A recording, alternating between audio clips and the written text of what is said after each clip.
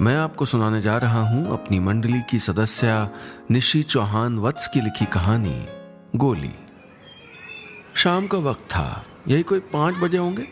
Gandhinagar park में रोज की तरह बच्चों की चहल पहल थी। कुछ झूला झूल रहे थे, कुछ पकड़म पकड़ाई में लगे थे, तो कुछ एक तरफ क्रिकेट मैच खेल रहे थे। पर उसी पार्क के एक कोने में मौसम कुछ उदास सा था। वहां बेंच पर 11 साल का गोली सर झुकाए चुपचाप बैठा था। हमेशा 100 वॉट की शरारत से चमकती गोली की आंखें आज बुझी बुझी थीं और 24/7 रहने वाली स्माइल भी मायूसी में बदली हुई थी। दूसरी तरफ से उसके दोस्त उसे बार बार मैच में खेलने के लिए बुला रहे थे, लेकिन उनकी चीखम चिल्ली से बेखबर बेंच पर उंगली फिराता गोली तो किसी और ही दुनिया में गुम था। उसके सबसे अच्छे दोस्त चीनू ने भी उसको कई आवाजें दी, लेकिन जब गोली नहीं आया तो मैच छोड़कर वो गोली के पास आ गया। उसे भी अपने दोस्त की परेशानी की वजह समझ नहीं आ रही थी। दोनों हाथों को जेब में डाले बड़े तरीके से अपनी खिसकती नेकर को ऊपर सरकाता चीनू गोली के पास जाके खड़ा हो गया। नेकर जब अपनी मुनासिब जगह पे पहुंच गई तो एक हाथ जेब से निकालकर उसने गोली के कंधे पे रखा और पूछा, क्या बात है, तू खेलने क्यों नहीं आ रहा? गोली चुप रहा। चीनू बेंच पे बची थोड़ी सी जगह पर आधा लटकता हुआ बैठ गया और उसकी घूमती उंगलियों को पढ़ने की कोशिश करने लगा। 0 0, एक और 0, ये तो 0 क्यों बना रहा है तू? गोली डूबती हुई आवाज में बोला, 0 नहीं, 8 और 0। पापा ने कहा कि अगर गियर वाली साइकिल चाहिए तो पहले मैथ्स में 80% नंबर लाने होंगे। चीनू का मुंह तो जैसे गुल्लक की पेंदी की तरह खुल गया। 80%? तेरे पापा तेरी बात कर रहे थे या शर्मा अंकल के बेटे की? इतने नंबर तो तेरे मेरे दोनों के मिला के भी नहीं आएंगे। चीनू की बात सच थी। बेचारे गोली की न तो पाइथागोरस थ्योरम से दोस्ती थी, न बॉडमास से नाता। पापा को भी अच्छे से मालूम था कि जैसे तैसे पास होने वाले गोली के लिए 80% नंबर किसी हौवे से कम नहीं है। पर इस बार जब वो छमाही में फेल हुआ तो पापा को ये शर्त रखनी पड़ी। इधर अपनी आने वाली साइकिल का रौब पूरी कॉलोनी पर झाड़ चुके गोली के लिए ये शर्त उसी साइकिल की रिटर्न टिकट बन गई थी।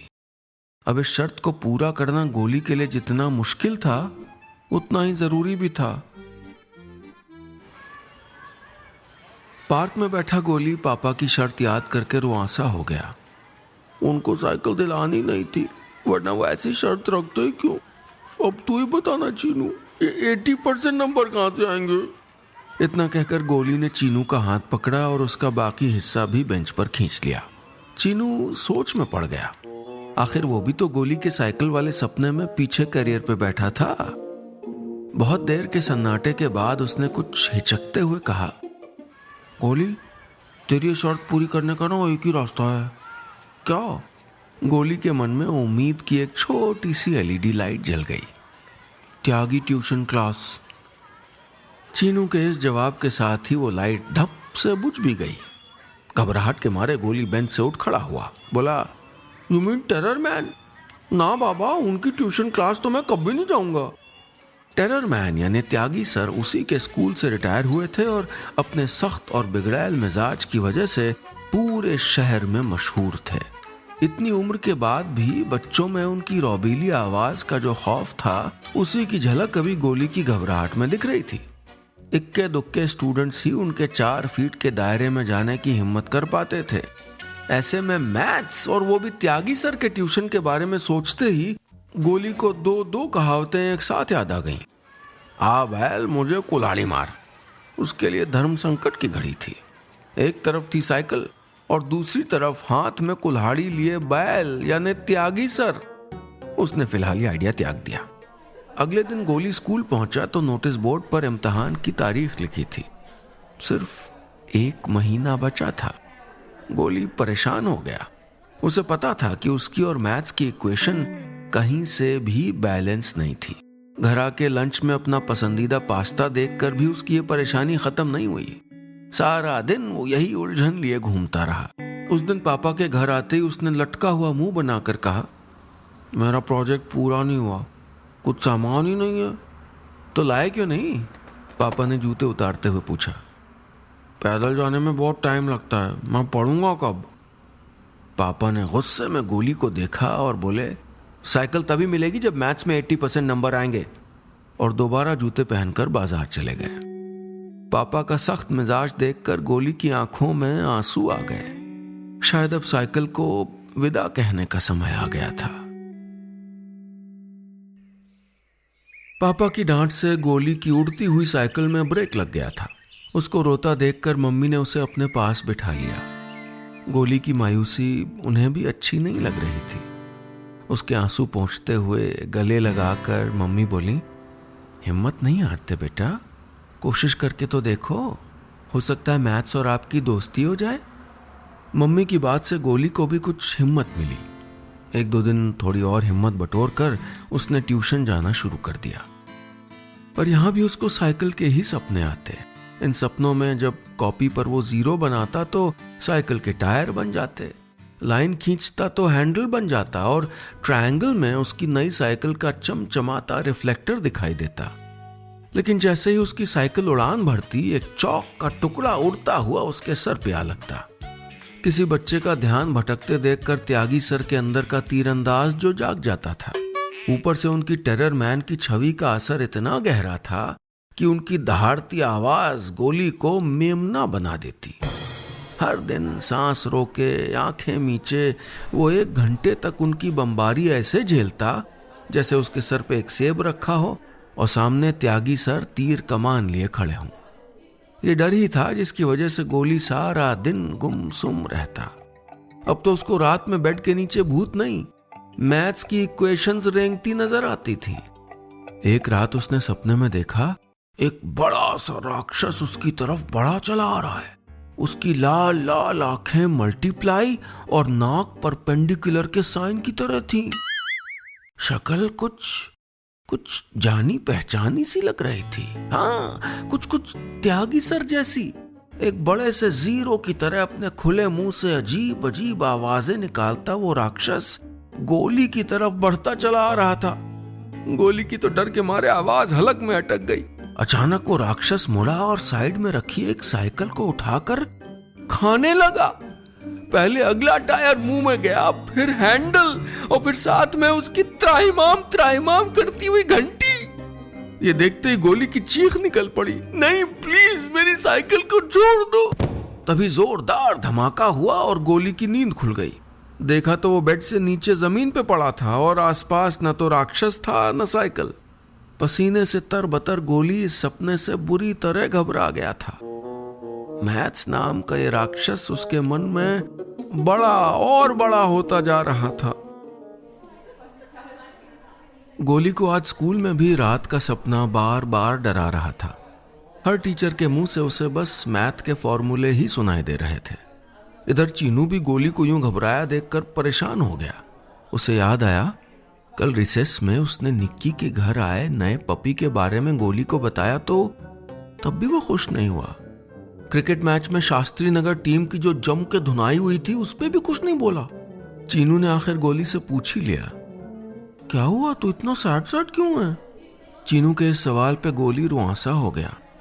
यार एक तो मैथ से वैसे ही डर लगता है, ऊपर से टेरर मैन का गुस्सा। अब तो वो सपने में भी डराने लगे। मैं 80% लाना तो दूर, ट्यूशन के टेस्ट में ठीक से पास भी हो जाऊं ना बहुत है। चीनू जो अपने आप को चाचा चौधरी का मुंह बोला भतीजा समझता था, खड़ा होके बोला, तू रो मत ना, मैं कुछ सोचता हूं ना। इससे पहले कि चीनू कुछ सोच पाता, उसकी खिसकती नेकर ने उसमें बाधा डाल दी। जल्दी जल्दी नेकर ऊपर खिसका कर जैसे ही उसका हुक आगे वाली लुप्पी में फंसाया, एक धुआंधार आइडिया चौधरी साहब के भतीजे के दिमाग में हैलोजन की तरह कौंध गया। तुझे पता है मैथ का पेपर त्यागी सर ही बनाते? तो गोली को चीनू का इशारा समझ नहीं आया। एक काम कर, तू उनसे एग्जाम के लिए इंपॉर्टेंट सवाल पूछ लेना और फिर उन सवालों को घिस के रट्टा मार लेना, जैसे तू ऐसे कंपटीशन में पूरी किताब याद कर लेता है ना, बस वैसे ही। गोली को यह आइडिया जच गया। अगले दिन हिम्मत करके उसने त्यागी सर से कहा, सर वो एग्जाम के लिए कुछ इंपॉर्टेंट सवाल बता देते तो।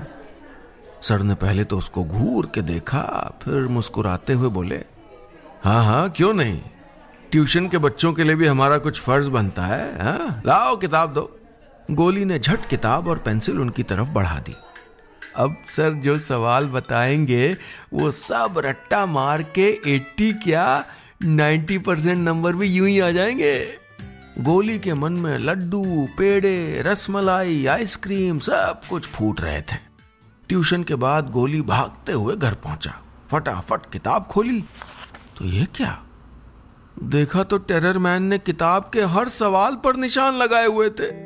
त्यागी सर ने जानबूझ के उसकी मुश्किलें और बढ़ा दी थी। अब तो बस एक ही चारा था और वो था पूरी किताब का रट्टाफिकेशन। त्यागी सर की गुगली के बाद गोली ने पूरी किताब ही रटने का फैसला कर लिया। अब तो स्कूल से आते ही वो कॉपी लेके अपने कमरे में बैठ जाता और रात को पापा के आने के बाद ही बाहर निकलता। मम्मी ने पापा को बताया कि पिछले 3 दिन से गोली पार्क में खेलने तक नहीं गया। ये सुन के पापा को उसकी चिंता तो हुई, लेकिन उसकी लगन देखकर अच्छा भी लगा। उधर गोली ने पिछले सारे रिकॉर्ड ध्वस्त करते हुए 4 दिनों में पूरी किताब रट ली। अगले दिन ट्यूशन में टेस्ट था, जहां बोर्ड पर कुछ सवाल लिखे थे। सुरेश अपने घर से साउथ की तरफ 4 मीटर चलता है, फिर वो बाएं मुड़कर 3 मीटर चलता है, उसके बाद वो दाएं मुड़कर 4 मीटर चलता है। तो अब वो किस दिशा की ओर मुंह करके खड़ा है? बस इसी सवाल का तो इंतजार था, आगे तो मुझे सब याद है। गोली मन ही मन सोचकर मुस्कुराया। साउथ। पहला जवाब लिखते ही जैसे गोली के दिमाग में सीधे 5वां गियर लग गया। उसने फटाफट सारे जवाब लिखे और एक विजयी मुस्कान के साथ सर को कॉपी थमा दी। सर भी हैरान थे, लेकिन जैसे ही उन्होंने कॉपी देखी वो सारा माजरा समझ गए। अगले 3 जवाब उसी क्रम में लिखे थे जैसे किताब में थे, न कि जैसे टेस्ट में पूछे गए थे। पोल खुल गई थी और आज फिर सारी बमबारी का केंद्र बिंदु गोली था। खूब डांट पड़ी, इतनी कि आखिर में गोली रो पड़ा। उसको रोते देखकर त्यागी सर कुछ नरम पड़ गए। बोले, अरे रो मत, देखो अगर समझने लगोगे तो मैथ्स बड़ी मजेदार चीज है और उसके लिए थोड़ा ध्यान लगाना पड़ेगा। त्यागी सर भी समझ रहे थे कि गोली के मन में मैथ्स को लेकर जो डर है वो उन्हें ही दूर करना पड़ेगा, इसलिए उन्होंने अब गोली के साथ थोड़ा नरमी से पेश आना शुरू कर दिया।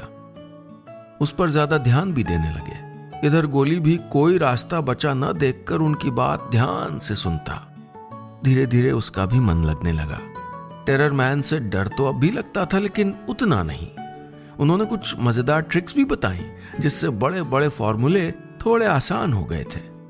अब तो कई दिनों से उसको वो राक्षस वाला सपना भी नहीं आया था। पापा मम्मी ने भी उसकी पूरी मदद की। सबकी मेहनत गोली के चेहरे से दूर होती उदासी में दिखने लगी थी।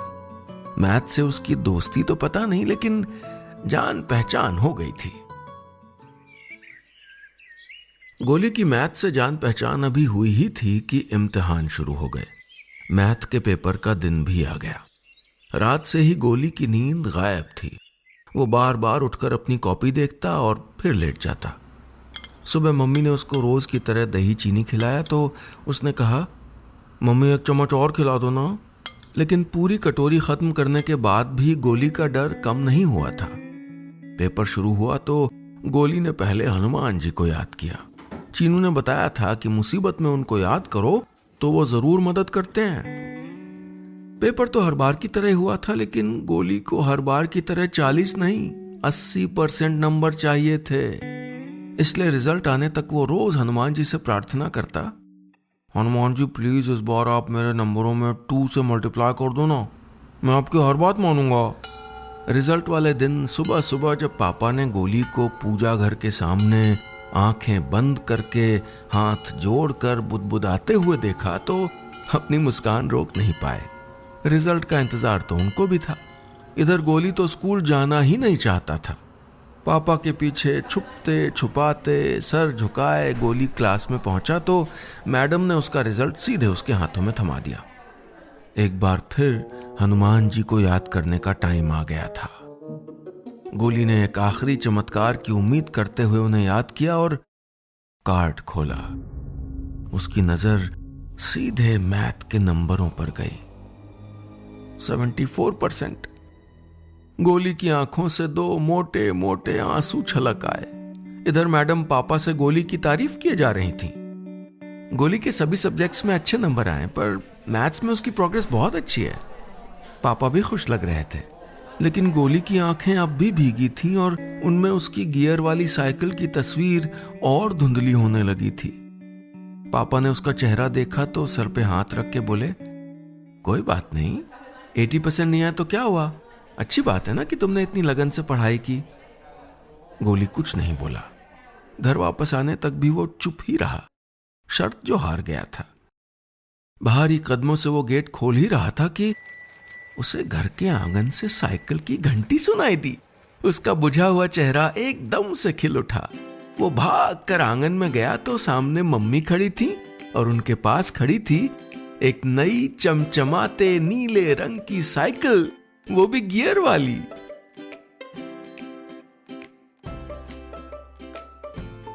बस इतनी सी थी ये कहानी।